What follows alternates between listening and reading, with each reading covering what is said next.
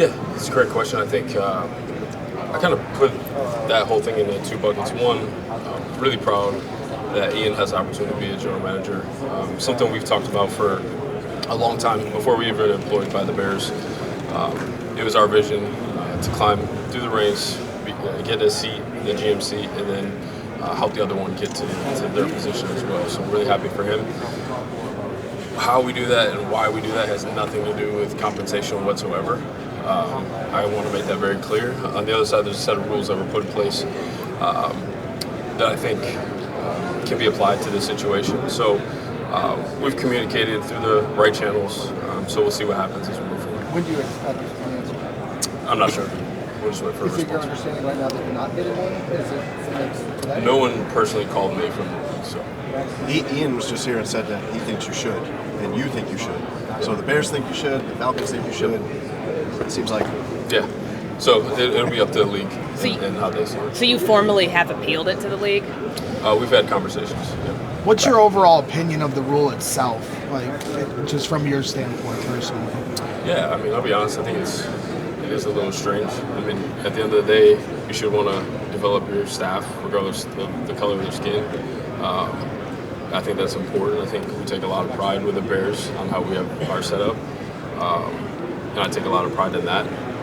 So to be compensated for that's a little strange. I mean, I saw the Chiefs get a pick because of me, and then I watched that player go and play. It's just a little odd. But at the end of the day, if they think that's what's best to help incentivize, then that's what they wanted to do. But at the end of the day, like I said, that's not the purpose of why we develop our staff.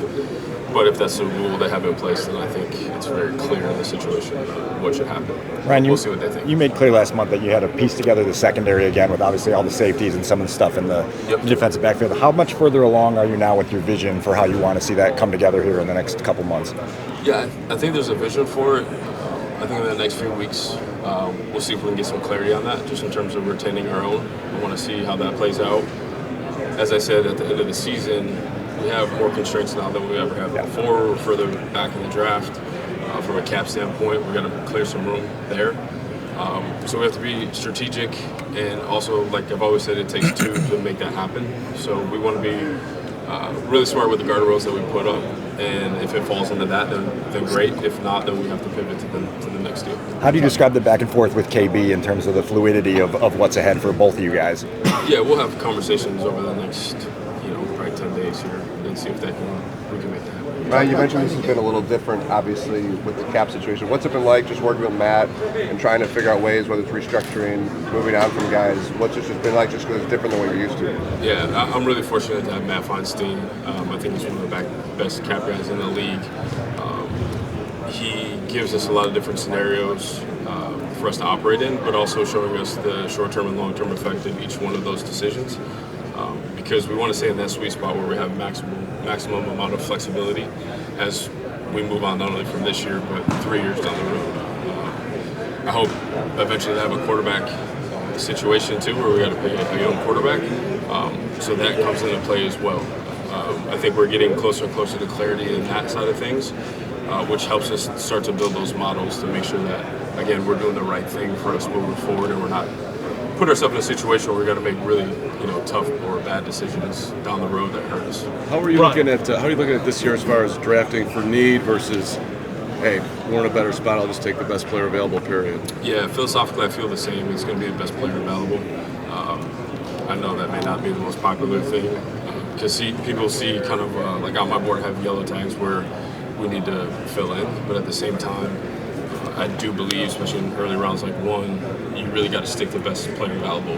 We saw that last year. I know there's a lot of questions. Like, you got Cole, why would you take Colston? I think we found out that it helped us along the way. So we'll continue to lean in that philosophy. How tricky is it to navigate the linebacker position with some of the injuries that group has sustained? Yeah, it's really difficult. We spent a lot of time working through that process. There's some unknowns there. There's some projections just in terms of return time, and then you want to know, is that athlete going to return to be the same player he was before, or is it, could they go downhill? So there's a lot of projections in that make it a little bit difficult, but I think that's when you lean into versatility, flexibility, and making sure that you get the right person in the room to make sure that that group can be filled out the best it can. Ryan, you're not looking for. What did you learn in Kansas City about picking later in the draft? Kind of the challenges. Yeah, I think a big one, and it's not just in Kansas City, you can look across the league. I think and it sounds really simple, but you want to take a good football player that meets the criteria that you're looking for in terms of culture fits, play style, intelligence, all of those things.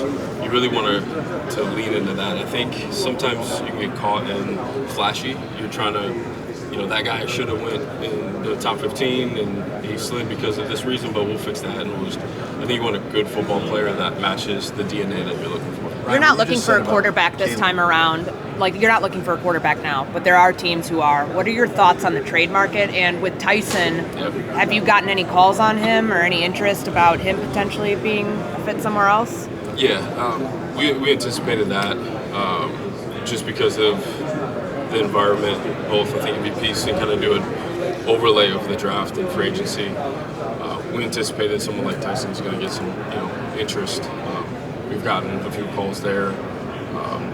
Obviously, the tough thing is with what Ben thinks about Tyson, what I think about Tyson, what our locker room thinks about Tyson. That's a really tough decision for us. But for Tyson as well, I think he would have an opportunity to go and perform for our team and do some really good things. But again, you got to weigh the short term and long term. So now, what's the cost of replacement, right? To get someone like Tyson, we spent a lot of time developing him. Ben spent a lot of time developing him, so you got to replace that as well. So, interesting dynamic there that we're gonna have to work through. What you just said about Caleb, as far as long-term planning, that's the first time the Bears have said that or felt that way about their quarterback in a long time. How does that change the equation for you when you know that, or you feel that that piece is solid? Yeah, I would say, and I want to be clear, anyone that's watched the league long enough knows that it's, for the quarterback play, it's consistency. Can you stack years on top of each other? So we still have steps to go here. I don't want to make it like he's already in. Like he knows he's got work to do. Ben's been very clear with the vision, and I know he's going to put the time in to get to that. But that needs to get to that point. But if all of that falls into place, again, I think we strategically have to understand how does that change our formula as we move forward and make decisions in the future. But for the organization, it's a great thing to be on that path.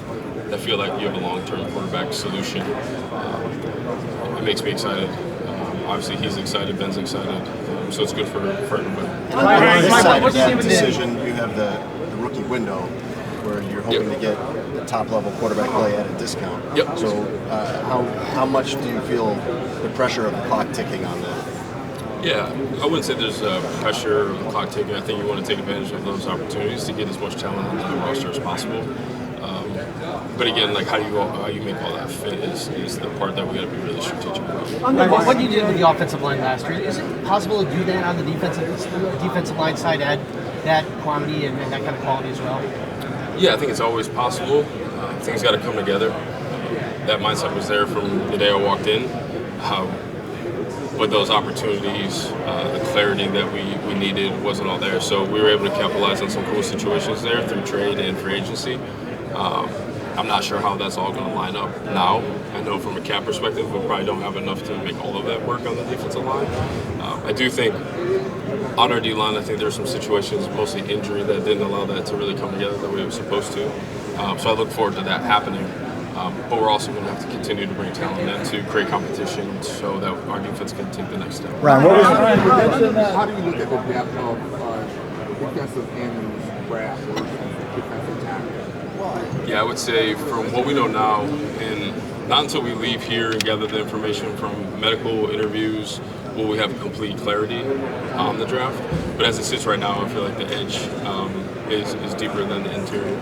Ryan, a lot of people look at under this CBA as kind of a golden idea that you win a championship with a young quarterback on his first contract while you spend the money elsewhere surrounding him. Why do you think that hasn't happened for anybody? Say that one more time. Why do you think it hasn't happened for anybody winning a championship with the young, cheap quarterback while being able to spend those resources surrounding him? Yeah, I think you've seen some teams have some success in terms of winning the championship and the Super Bowl. I'd say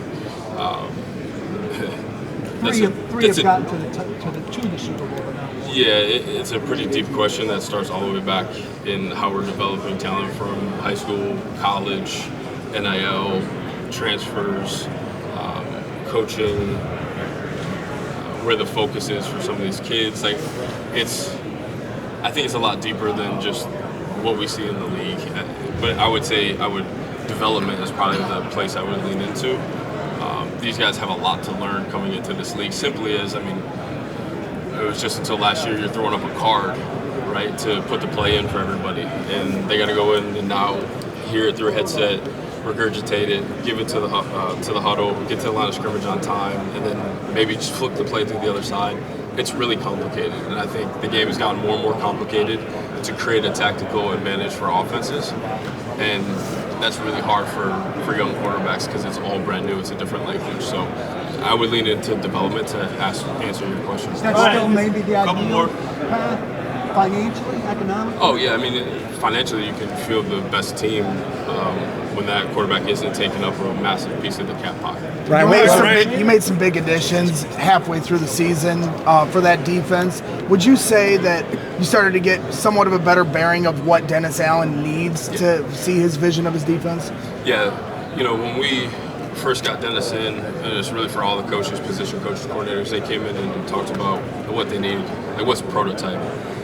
I knew from what Dennis was bringing, scheme change over the last few years, it was going to take a little bit of time to get exactly what we needed.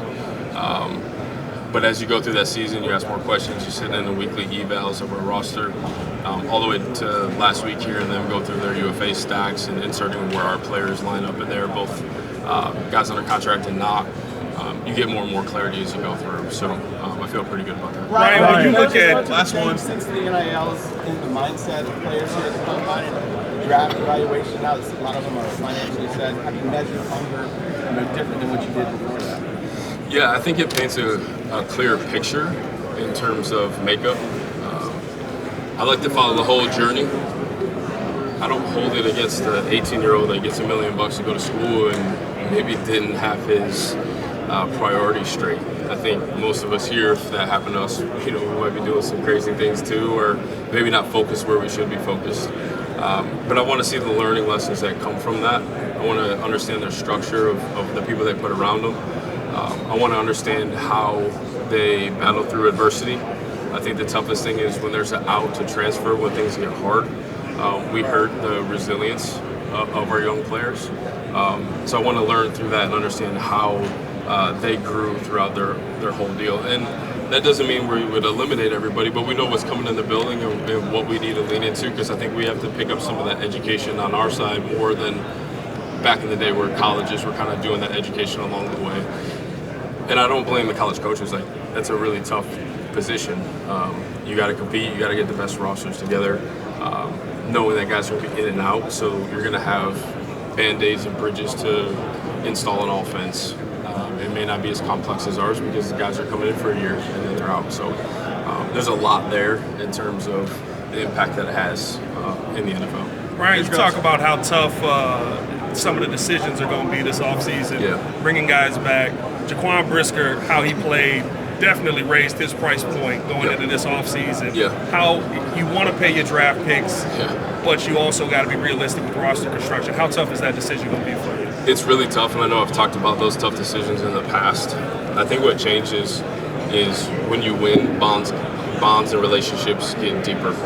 And knowing that right now we sit over the cap, like we got to make some decisions if that's cuts, if that's trades.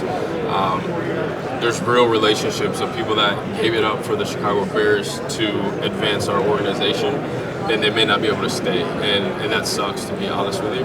But it's what makes this league beautiful. It's why we're all here. It constantly gets shuffled up and moved around, and it's the challenge of putting together the best puzzle you can with different pieces. So really difficult, but that's what we signed up for. You got to make those tough decisions, and they are business decisions. You kind of try to take your emotions out of it and do what's best for the organization.